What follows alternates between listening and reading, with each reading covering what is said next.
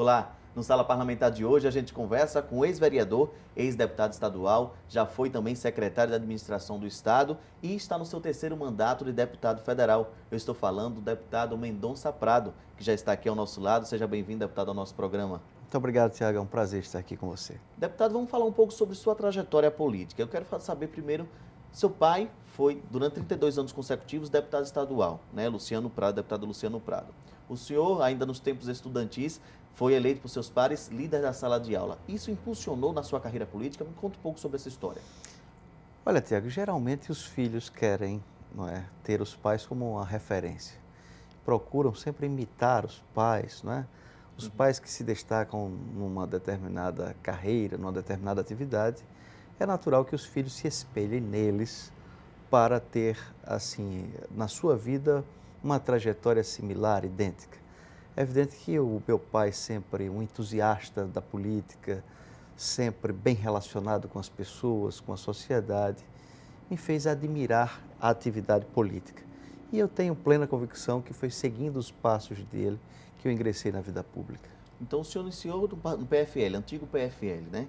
Então, Isso. como foi, assim, começou, deu o pontapé inicial? Quando o senhor pensou, deu o estalo de dizer, eu vou ser político. Eu fui candidato a vereador em 1988. Para ser candidato, obrigatoriamente nós temos que estar filiado a uma agremiação partidária. E meu pai, naquele período, exercia o mandato de deputado estadual pelo Partido da Frente Liberal. E naquela época eu já integrava, vamos dizer assim, as fileiras do partido, atuando na juventude, fazendo campanhas, não apenas para o deputado Luciano Prado, mas também para os candidatos majoritários. E tinha uma simpatia grande pela sigla e já estava familiarizado com o seu estatuto, com as suas atividades, e fui atraído então por esse partido político no qual estou até hoje. Então, como o senhor iniciou falando, foi vereador, né? Começou lá, começou sua carreira política como vereador. E um projeto do senhor se destaca, que é a criação do Conselho Municipal da Defesa de Pessoas Portadoras de Necessidades Especiais. Me explique como foi que surgiu essa ideia de criar esse projeto de lei. Eu sempre tive uma boa relação com as famílias que têm integrantes portadores de necessidades especiais ou portadores de deficiência. Então, essas pessoas devem ser sempre prioridade nos nossos pensamentos e para o legislador nos seus projetos. Problemas relacionados à acessibilidade, problemas que estão relacionados ao uso do transporte público, aos concursos públicos, ao ingresso nos estabelecimentos de ensino, à atenção dos professores nas salas de aula, enfim, essas pessoas precisam de políticas públicas especiais por serem pessoas especiais.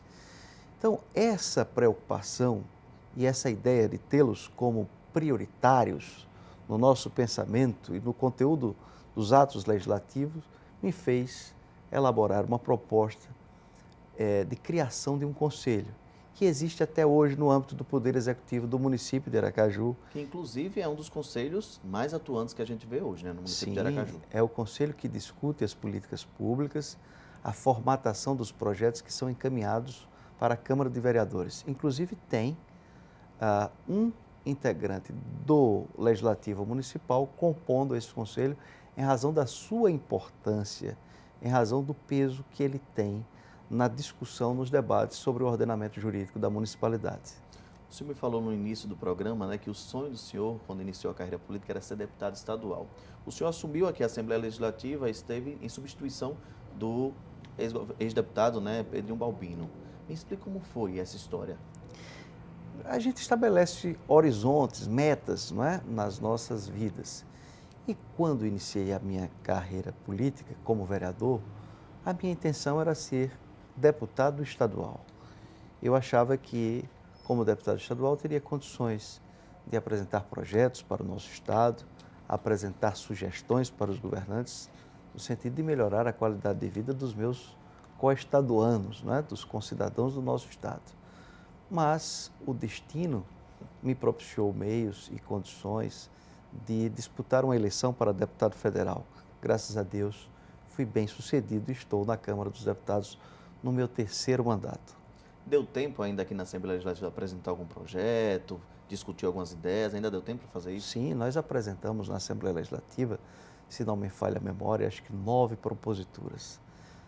O processo legislativo continuou, eu saí posteriormente, exerci novos mandatos em outras esferas, mas os deputados continuaram aqui acompanhando. É evidente que quando você sai do parlamento, muitas propostas dessas são arquivadas porque é necessário que você solicite, não é, a reabertura do processo legislativo nos anos subsequentes. Mas deixamos as ideias, as sementes, no âmbito da Assembleia Legislativa. Então, por fim, você já está no 3º mandato de deputado federal.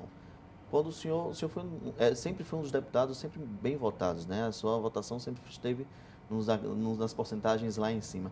Me explica como foi o primeiro ano do deputado federal, na Câmara Federal, lá em Brasília. Olha, eu fui muito sortudo, eu diria assim, porque eu já comecei como membro titular da Comissão de Constituição e Justiça, no primeiro ano de mandato. A Comissão de Constituição e Justiça é o principal órgão do Poder Legislativo. Na comissão são apreciadas todas as matérias que tramitam no Congresso Nacional.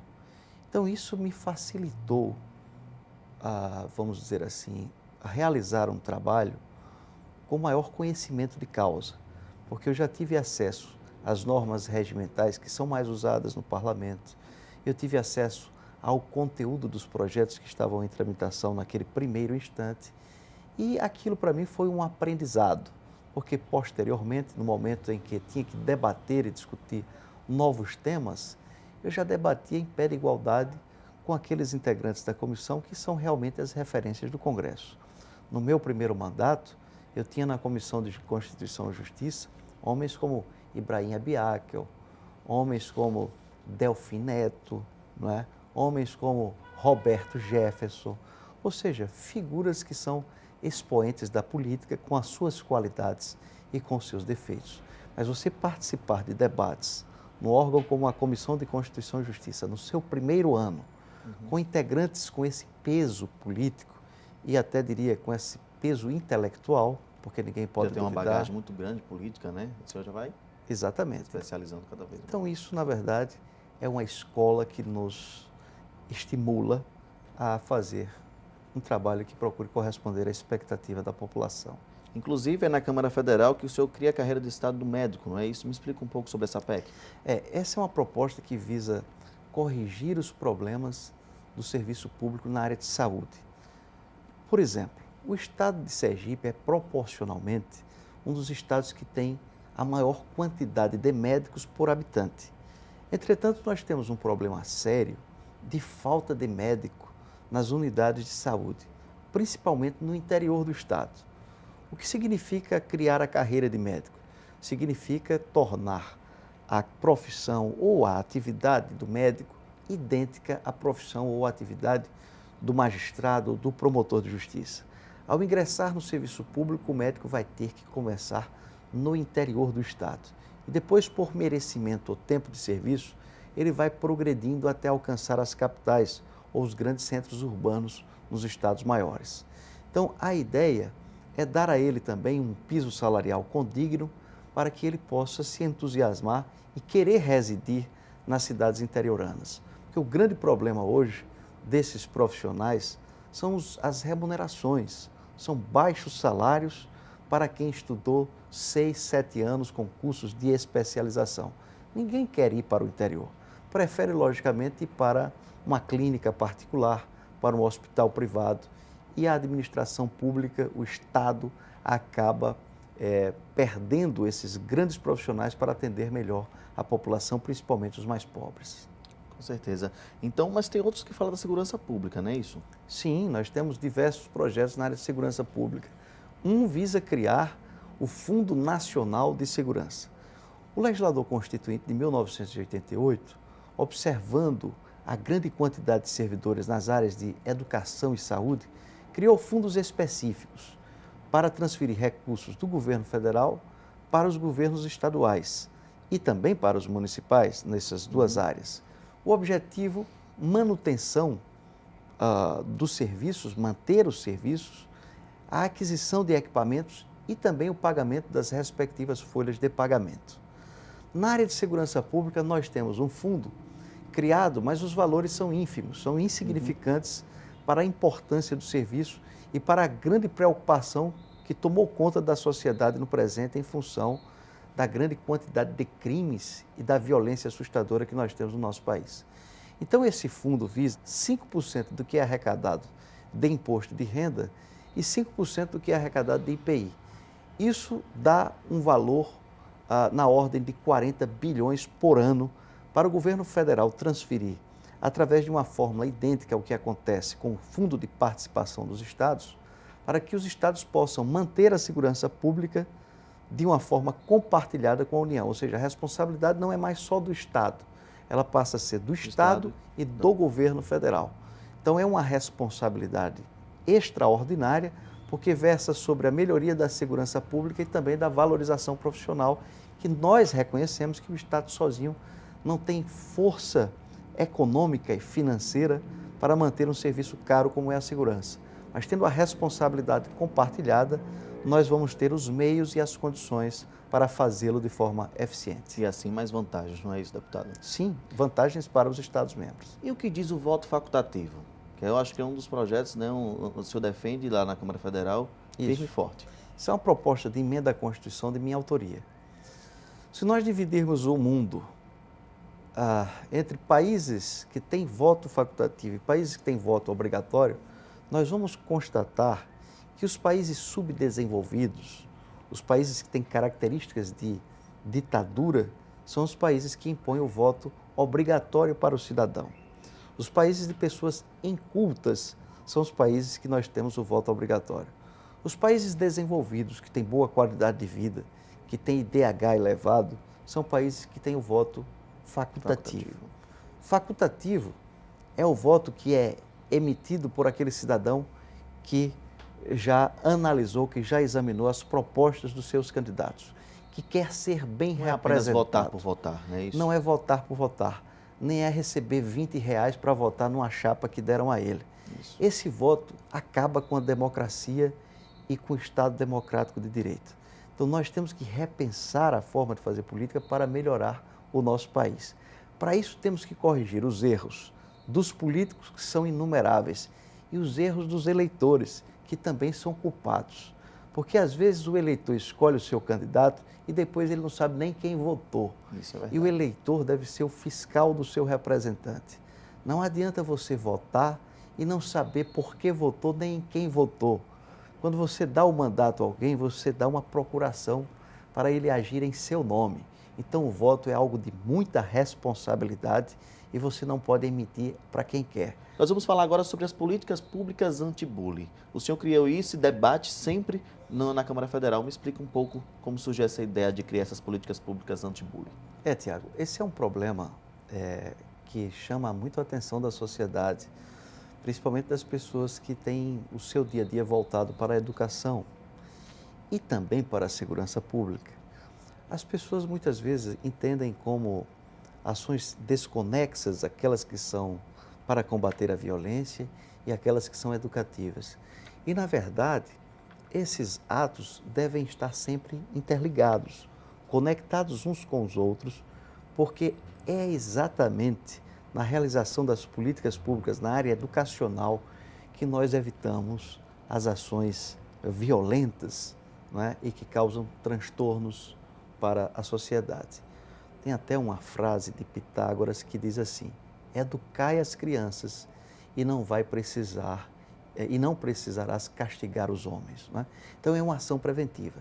E hoje o bullying, que é tão comentado, tão discutido, é algo que acontece diuturnamente nas escolas. 1 milhão de crianças diariamente no mundo são vítimas do bullying. O bullying tem diversas faces. Ele pode ser o bullying racista, não é? Uma criança que fala para outra agredindo em razão da cor. O bullying ele pode ser em razão da opção sexual.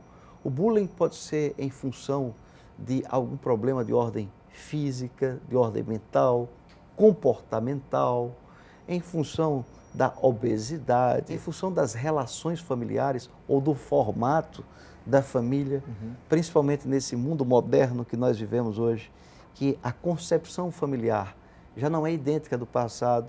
Classe social também. A classe social. Então, todas essas questões podem ocasionar uma ação de bullying. E esta ação de bullying pode gerar, não é, uma série de consequências que futuramente pode formar um ser agressivo, um ser revoltado ou um ser depressivo. Então, todas essas atitudes voltadas para combater esses atos, ou seja, políticas de capacitação dos nossos professores. Principalmente para ser desenvolvidos nas escolas. Exatamente. Política de capacitação para os nossos professores para melhor lidar com os estudantes, tendo um preparo até de ordem psicológica para compreender as ações e para poder dissuadir alunos de determinados comportamentos, a inserção de outros profissionais, exemplo do psicólogo, do assistente social, nos estabelecimentos de ensino. No Brasil, nós não temos uma lei anti-bullying, né, da forma como se dá no dia a dia. Aliás, nós tivemos um caso dramático no Rio de Janeiro, na escola de Realengo, onde, em função do bullying, as consequências, fez um adolescente praticar uma chacina, matando diversos outros colegas de escola ou atuais alunos de uma escola onde ele estudou anteriormente. Então, veja como é grave essa situação. Isso acontece todos os dias, né? Com um simples apelido, um xingamento, né? A criança se frustra, né? Já está sofrendo bullying e a gente não consegue ver nenhuma política pública ainda para que as escolas possam desenvolver junto a esses alunos. Exatamente. E é justamente aí, nessa construção do cidadão. Nós temos dois tipos de engenharia. A engenharia civil, que constrói as edificações, e a engenharia social, que constrói o homem. Então, nessa engenharia social é que está a nossa preocupação de reestruturar as escolas. Escola não é ambiente apenas para professor e estudante. Escola é ambiente para psicólogo, para assistente social. Escola é ambiente, primeiro, para a família. Isso. Então, nós queremos políticas que integrem esses profissionais, as famílias e os estudantes, para formarmos cidadãos. Cidadãos com personalidade forte, cidadãos com capacidade de discernimento, cidadão com bagagem cultural, educacional, né? Cidadãos que estejam realmente preparados para mudar a história. Então, nós estamos formatando uma proposta que versa sobre isso, sobre a estruturação dos estabelecimentos de ensino e sobre recursos suficientes para capacitar os integrantes do magistério para melhor lidar com os alunos. Ser uma espécie de orientador. Aliás, já existe o orientador educacional, mas é necessário destinar a esse profissional a capacitação, a qualificação que lhe permita lidar com o aluno para que ele realmente se transforme em um ser cidadão, capaz de discernir. Aluno, pai e professor. Então tem que haver essa capacitação com os três. Exatamente. E para isso precisamos ter, primeiro, recurso para estruturar a educação. E segundo, uma grade curricular onde estejam inseridos conteúdos de disciplina que versem sobre psicologia e sobre informações em cada área específica para que os alunos possam formar a sua personalidade de maneira educada, para viver bem socialmente, para respeitar as diferenças, para também lutar para ser respeitado. A respeitabilidade, então, é uma palavra-chave nessa conceituação de uma nova educação. Então, essa reestruturação do sistema de ensino, do nosso sistema educacional, é um dos objetos dessa nossa propositura que está sendo formatada. Inclusive, é resultado de uma série de seminários que nós realizamos na Comissão de Segurança Pública da Câmara dos Deputados, que apesar de ser comissão de segurança, sempre teve a educação como a primeira ação para combater a violência. Deputado, como deputado federal, né, o que são os principais problemas que existem hoje no estado de Sergipe? No nosso estado de Nosso Sergipe? estado de Sergipe. Olha, o estado de Sergipe, por incrível que pareça, apesar dos nossos aspectos negativos em algumas áreas, é um estado que tem um IDH bom, não é? Nós somos felizes porque o nosso estado ele é produtor de minérios, é produtor de petróleo, então isso rouba a economia. Isso permite que os governantes façam determinados investimentos.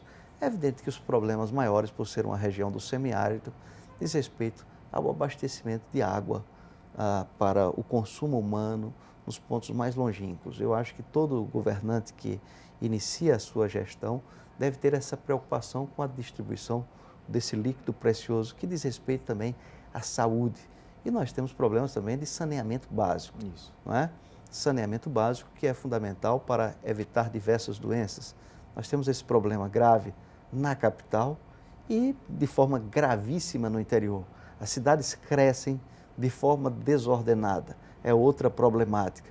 Não apenas a capital, mas as cidades interioranas. Aracaju é um caos no trânsito, estabelecimentos de ensino, todos eles construídos no mesmo espaço geográfico, que faz com que os pais, quando vão deixar os seus filhos nas escolas, eles se desloquem, converjam todos para o mesmo espaço das cidades. Então nós temos O número de esse carros problema. cresce muito, né? Vagas de estacionamento cada vez mais Cresce. precárias. A população aumenta consideravelmente. Então, nós temos os problemas de crescimento desordenado das cidades, nós temos problemas de saneamento, nós temos problemas de água para consumo humano, água tratada. Então, eu vejo esses como os principais problemas. É evidente que os problemas de maior atenção dos governantes, que são saúde, educação e segurança pública, são problemas que precisam ser repensados. Vamos falar um pouco agora sobre esse lado de política. O que o Sim. senhor tem a dizer que os democratas vêm aí com toda a força? Com certeza. Democratas é um partido coerente. Democratas é um partido cheio de defeitos e com inumeráveis qualidades. Uma das qualidades principais do Democratas é a sua coerência política. A oposição ela é fundamental para a democracia, portanto, o Democratas é um partido fundamental para a democracia. Você imagine se todo mundo fosse governo, se não houvesse uma oposição fiscalizadora, uma oposição para ser uma alternativa para a sociedade, haveria o chamado comodismo, a acomodação dos governantes. Então, nós estamos na oposição e vamos ficar até o final, combatendo as ideias que estão postas pela administração pública, porque nós entendemos que o nosso partido tem capacidade de fazer mais e melhor. Felizmente, o nosso programa chega ao fim. Espero que o senhor tenha gostado. Obrigado pela visita mais uma vez aqui no nosso programa. Muito obrigado, parabéns a você pelo excelente trabalho e parabéns aos telespectadores da TV Alerj por ter um programa com nível e com a qualidade desse que nós estamos participando. Muito obrigado, deputado. É isso aí. Nossa sala parlamentar de hoje conversou com o nosso deputado federal, Mendonça Prado. Muito obrigado pela visita.